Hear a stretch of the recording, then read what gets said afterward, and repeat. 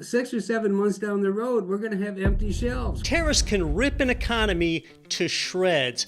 Today, get informed from a longtime White House economic advisor to the president. He's been inside the White House a lot, and this insider will use strong words to squarely tell us why tariffs don't work and the absolute destruction that it will wreak on the economy. In his opinion, it's President Ronald Reagan's budget director with me next. He is none other than the father of Reaganomics, David Stockman. You'll get his best intelligence on what's really going on. No armchair economists today. Hi, I'm Get Rich Education host and Forbes Real Estate Council member Keith Weinhold with a Harvard grad, two-time Michigan congressman, and the father of Reaganomics today. He was first with us last year, but so much has happened since. So welcome back to the show, David Stockman. Very good to be with you, and you're certainly right about that.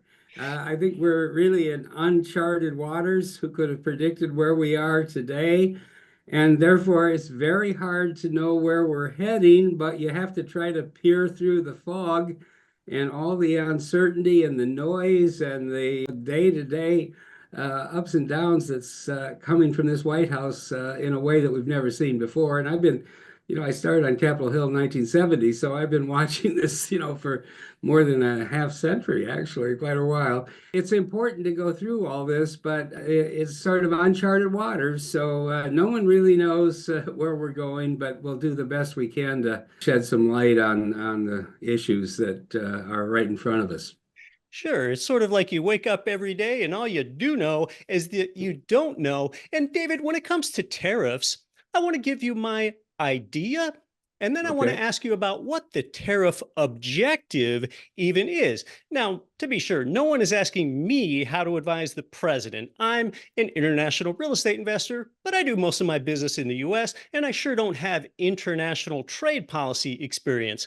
It seems better to me, David, that rather than shocking the world with new tariffs that kick in right away, it would have been better to announce that tariffs begin in, say, 90 days and then give nations space to negotiate before they kick in. That's my prevailing idea. My question to you is, what's the real objective here? What are tariffs proposed to do? Raise revenue? Onshore companies? Merely a negotiation tactic? Is the objective something else? Well, it might be all of the above, but I think it's important to start with a predicate, and that is that the problem is not high tariffs abroad or cheating by foreign competitors or exporters. There is a huge problem of a chronic trade deficit that is not benign, that does reflect a tremendous offshoring of our industrial economy, loss of good, high-paying, industrial and manufacturing jobs. So the issue is an important one to address, but I have to say very clearly, Trump is 100% wrong when he attempts to address it with tariffs, because foreign tariffs aren't the problem. Let me just give a couple of pieces of data on this. And I've been doing a Yeah. lot of research on this. If you take the top 51 exporters to the United States, our top 51 trade partners, and this is Mexico and Canada and the entire EU, and it's all the big Far Eastern, China, Japan, South Korea, India, all the rest of them. If you look at and that's 90% of our trade, we have 2.9 trillion of imports coming in from all of those countries. And the tariff that we levy, this is the United States, on those imports is not high. It's higher than it was in the past, mainly because of what Trump did in the first term, but it's 3.9%. Now, compared to bad times historically, decades and decades ago, that's relatively low. But here's the key point. If we look at the same 51 trading partners in terms of the tariffs they levy on our exports to China and to the EU and to Canada and Mexico and South Korea and all the rest of them, the tariff weighted average that they levy is 2.1%. So let me restate that. The average U.S. tariff is about twice as high, 4% to round things, as what our partners impose, 2%. Now, the larger point is whether it's 4% or 2% doesn't make a damn bit of difference. That's not a problem when it comes to 33 trillion of world trade, of which we are, the United States engages in about 5.5 trillion of that on a two-way basis, import, export, in the nexus of a massive global trading system. So he's off base. He's wrong. The target is not high tariffs or unfair foreign trade. Now, there are some people who say, well, you're looking at monetary tariffs. In other words, the import duty they levy on, exports to South Korea or India or someplace like that. Right. And that the real issue supposedly is non-tariff barriers. For instance, some governments require you that all procurement by government agencies has to be sourced from a domestic supplier, which automatically shuts out U.S. suppliers who might want that business. Well, the problem is we're the biggest violator of the non-tariff barrier in that area. In other words, we have something like $900 billion worth of federal and local procurement that's under Buy America policies, which means EU, Mexico, Canada, China, none of them can compete. Now, I mention that only as one example because it's the kind of classic non-tariff barrier as opposed to import duty that some people point to, or they point to the fact that, well, foreign countries allegedly manipulate their currency. But, the answer to that is the number one overwhelming, no doubt about it, largest currency manipulator in the world is the Federal Reserve. Okay, so it's kind of hard to say that there's a unfair trade problem in the world because of currency manipulation.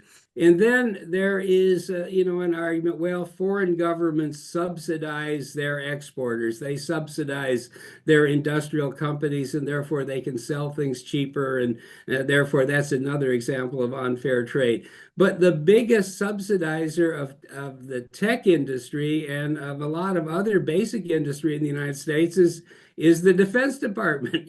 We have $1 trillion defense budget, and we put massive amounts of dollars in not only to buying, hardware and weapons and so forth, but huge amounts of R&D that go into developing cutting edge technologies that have a lot of civilian applications that, in fact, we see all over the world. That's why we're doing this broadcast right now. The point is the problem is not high tariffs, because they're only low tariffs. The problem is not unfair trade, because there's all kinds of minor little interferences with pure free markets, but everybody violates those one way or another due to domestic politics, but it's not a big deal. It doesn't make that big a difference. So therefore, why do we have $1 trillion trade deficit in the most recent year and a trade deficit of that magnitude that's been pretty continuous since the 1970s? The answer is 3 or 4 blocks from the White House, not 10,000 miles away in Beijing or, Tokyo. The answer is the Federal Reserve has in the Eccles building there in D.C., not far from the White House. Yes, right near. The Fed has a huge, persistent pro-inflation bias. Sure. And as a result of that, it has pushed the wage levels and the price levels and the cost levels of the U.S. economy steadily higher. And therefore, we've become less and less competitive with practically everybody, but certainly lower wage countries nearby like Mexico or China far away. And it's not that simple of just labor costs and wages, because after all, if you source from China, you've got to ship things 10,000 miles, you've got supply chain management issues, you've got quality control issues, you've got timeliness issues, you have inventory carry costs because there's a huge pipeline, and of course you have the actual freight cost of bringing all those containers over. But nevertheless, when you factor all that in, our trade problem is our costs are too high and that is a function of the pro-inflation policies of the Fed. Give one example. Go back just to the period when the economy was beginning to recover right after the Great Recession and the crisis of 2008, 2009. I started 2010. Unit labor costs in manufacturing in the United States, just from 2010, that's only 15 years, are up 55%. That's unit labor costs. In other words, if you take wage costs and you subtract productivity growth in that 15-year period, the net, what economists call unit labor costs, are up 53%. And as a result of that, we started, maybe with a $15 wage difference between the United States and China back in the late 1990s. That wage gap today is $30. Yeah. Okay. In other words, the fully loaded cost of average wages in the United States, and I'm talking about just not just the pay envelope, but also the payroll taxes, the charge for pension expense, healthcare, and so forth. The whole fully loaded cost to an employer is about $40 an hour, and it's about $10 in the United States, and it's about $10 an hour in China. Now, that's the reason why we have a huge trade deficit with China, because of the massive cost difference. And it's not because anybody's cheating, it's because the Fed, in its wisdom, decided, well, everybody will be okay. We're going to inflate the economy at 2% a year. That's their target. Sure. It's not like, well, we're trying to get low inflation or zero inflation, but we're not quite making it. No, their proactive answer is we've got to have 2% or the economy's not going to work well. Well, 2% sounds, well, that's a trivial little number. However, when you do it year after year, decade after decade, for a long period of time, and the other side is not inflating at the same rate, then in dollar terms, you have a problem, and that's where we are today. So this is important to understand because it means the heart of the whole Trump economic policy, which is trying to bring manufacturing home, trying to bring industry back to the United States, a laudable objective, is based on a false diagnosis of why this happened, and it is unleashed a bull in the china shop disruption of global economic flows and relationships that are going to cause unmitigated problems, even disaster in the U.S. economy, because it's too subtle. When you think about it, the world trade system, just goods. Now, we're not even talking about services yet, or capital flows, or financing on a short-term basis. The world trade in goods, merchandise goods only, is now 33 trillion. That is a hell of a lot of activity of parts and pieces and raw materials and finished products flowing in, impossible to imagine directions back and forth between, dozens and dozens of major economies and hundreds overall. And when you step into that, not with a tiny little increase in the tariff to give somebody a message, if our tariffs are averaging 4%, that's what I gave you a little while ago, and you raise tariffs to 20%, maybe that's a message. But Trump didn't do that. He raised the tariff on China to 145%. Yeah. In other words, let's just take one example of a practical product. Almost all the small appliances that you can find in Target or even a higher end, retail stores in the United States or on Amazon are sourced in China because of this cost differential I've been talking about, this huge wage differential. So over the last 20, 25 years, it went there. Now, 80% of all small appliances are now sourced in China. And one good example would be a microwave oven. And a standard one with not a lot of fancy bells and whistles is $100. Now, when you put 145% tariff on the $100 landed microwave oven, it's now $245. Okay. Right. Now, someone's going to say gee, are we going to be able to sell microwaves at $245? They're not certain. I'm talking about a U.S. importer. I'm talking about someone who sells microwaves on Amazon, for instance, or the buyers at Walmart or Target or the rest of them. They're going to say, wait a minute, maybe we ought to hold off our orders until we see how this is going to shake out. And Trump says he's going to be negotiating, which is another whole issue that we'll get into. It's a lot of baloney. He has no idea what he's doing. Let's just face the facts about this. So if orders are suddenly cut back, and the flow that goes on day in and day out across the Pacific into the big ports in Long Beach and in Los Angeles is suddenly disrupted, not in a small way, but in a big way by 20, 30, 40, 50%.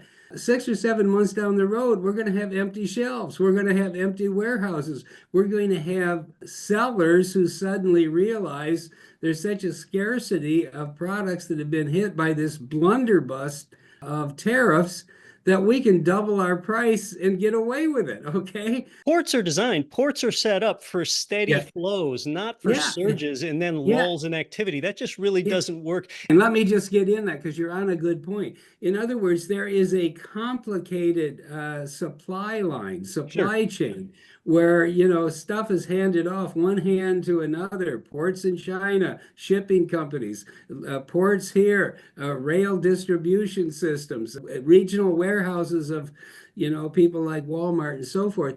That whole supply chain is going to be hit with a shock. Everything is going to be uncertain in terms of the formulas that everybody uses. Right now, you know that you sell 100 units a week, so you got to replace them at the sales rate, and you put your orders in, and you know that it takes 6 weeks to get here and all this other stuff. All of the common knowledge that's in the supply chain that makes it work and the handoffs smooth and efficient from one player in the supply chain to the next, it's all going to be disrupted. But the one thing we're going to have is we're going to have shortages, we're going to have empty shelves, and we're going to have price, which I'm sure that Trump is going to start saying price gouging, but that's not price gouging. If you have Right. go to Florida, we have a hurricane. We live in Florida and New York. We have a hurricane. All of a sudden, the shelves are empty and there's no goods around because everybody's been stocking up, getting ready for the storm. And then all of a sudden, the politicians are yelling that somebody's price gouging because they raised their prices in a market that was in disequilibrium. Well, that's not price gouging. That's supply and demand trying to find a new balance. Basic economics. When the demand is 100 and the supply is 35. Okay.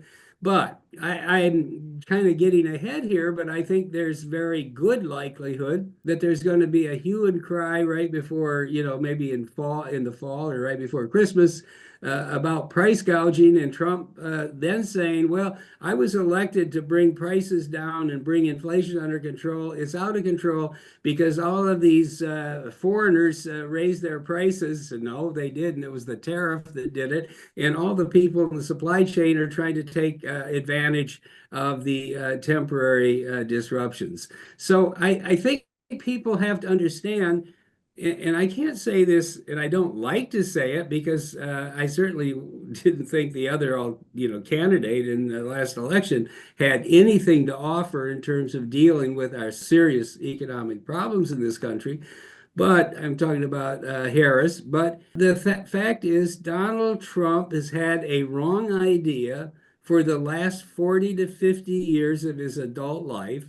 And that core idea is that trade deficits are a sign of the other side cheating.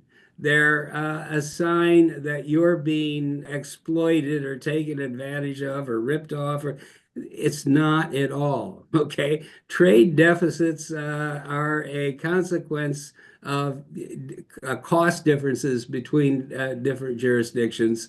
And to the extent that we've artificially, unnecessarily inflated our costs, we need to fix the problem at the source. He ought to clean house at the Federal Reserve. But the problem is Trump wants lower interest rates, when in fact the low interest rates created all the inflation that led to our loss of competitiveness and the Right? huge trade deficits we have today. So to summarize it, it's important to understand, do not have faith in Trump's promise that we're going to have a golden age of economic prosperity. We are going to have a economic disaster, and it's a unforced error. It's self-inflicted, and it's the result of the wrong fundamental idea of one guy who's in the Oval Office right now, throwing his considerable weight around and pushing the economy into a upheaval that really is totally unnecessary. He should have done what he was elected to do, and that's work on getting production up and costs down. And, that's not going to be solved with tariffs. You can watch this one next.